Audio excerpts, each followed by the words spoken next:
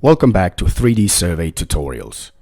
We'll talk about the correct way of setting your ground control targets before the flight.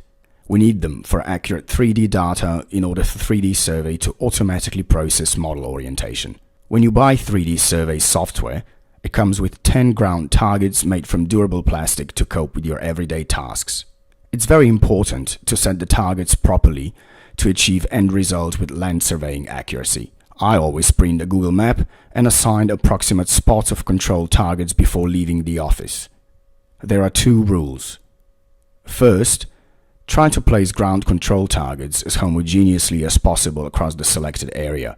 Here are examples of correct and incorrect placements. Second, always make sure that your area is within the boundaries of ground control points. Here's the example.